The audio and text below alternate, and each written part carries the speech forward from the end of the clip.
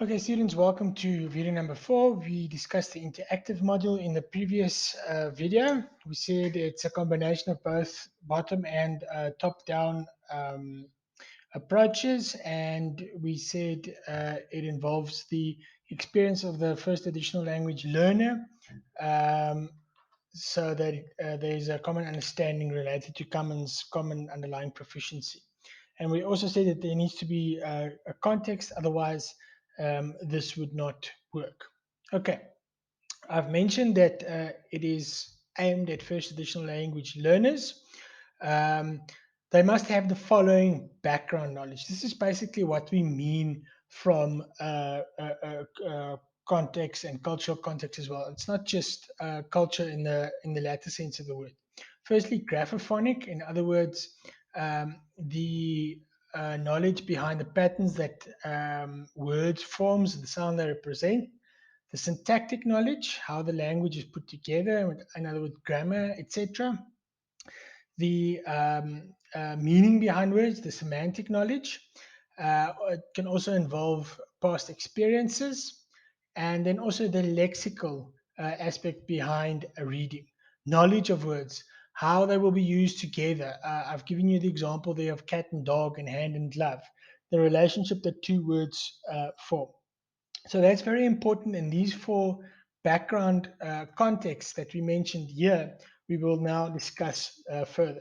Firstly, graphophonic skills. Okay, we know English is a language that is influenced by many other languages, and it has 44 phonemes. In other words, 44 unique sound identifiers.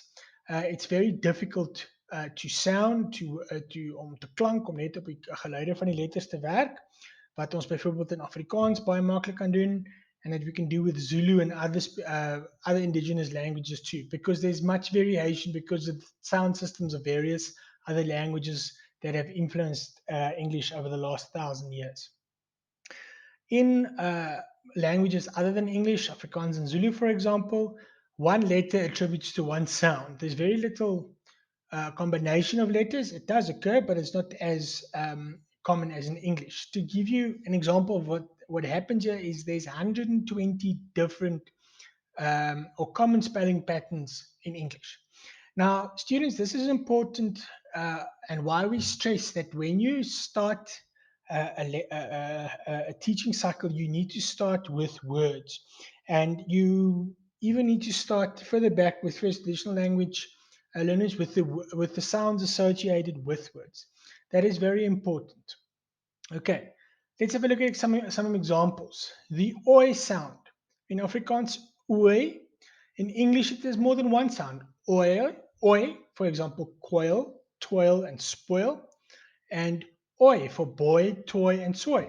So in Afrikaans is dit een klank, maar in Engels is daar twee verskillende klanke met verskillende fonemiese kombinasies wat plaasvind. Then the phoneme A is consistent in Afrikaans. Appel, en natuurlik in Zulu ook. Ek kan nie nou aan 'n Zulu woord dink nie, ek is nie reg Zulu magtig nie. But can be different in English. Baby, swan, is ook 'n A. Ball, ant, zebra. Okay, julle hoor daar, dis dieselfde foneem daar met 1, 2, 3, 4, 5 verskillende klanke. So one phoneme has many graphemes which carry the same sound in English. For example, baby, we said, same sound as snail, eight, tray, and tape. In terms of phonemic sound now, that is very important. Okay, let's move on to similar graphemes. We said they also exist. For example, think of OW, which can be pronounced as O in the word bow, and as ow in the word bow. Okay, keep that in mind. So dit is baie belangrik dat ons hierdie klanke vir die kinders voor die tyd leer vir hulle om sin te maak van dit wat hulle leer. Goed, hierdie is dan die einde van video nommer 4. Ek sien julle binnekort